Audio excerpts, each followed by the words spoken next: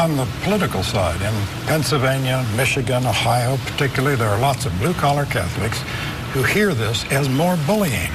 The dialectic in this country goes like this. You declare a right. You have a right to abortion, contraception, fine. Then you say, well, we have a right. It has to be subsidized by the federal government. And then institutions that don't conform to our values have to be bullied into it. And this all in the name of choice. It's an astonishing Orwellian piece of rhetoric. Arianna, I know that some in the White House believe, and in the president's campaign believe, that this will end up actually working for the president. Taking George's point, they think that that's an old view of the Catholic voter, and that secondly, the Republican Party has put itself too far outside of the mainstream on these social issues. Well, yes, first of all, we're talking about contraception. We're not talking about abortion.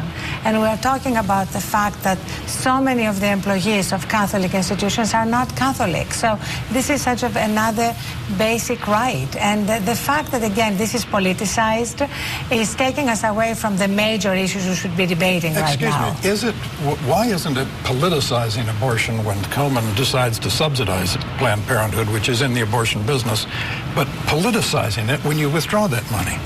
Well, right now, they're making a decision which they claim was based on the fact that they misrepresented their decision at the beginning. You know, listen, the Common Foundation is coming out of it worse than anybody. They mishandled it completely. And I don't think it's about whether or not Catholics believe in abortion or whether or not they believe in choice or whether or not, that's not what this is about. I think just what George said, I think what people that run these institutions that are in these services think, that is, why is the federal government doing this when we're providing all this care, doing all this stuff? Why is big government getting involved in our business, which we know what to do? Newt Gingrich put a finer point on it last night, said it's part of a war by President Obama on religious liberty.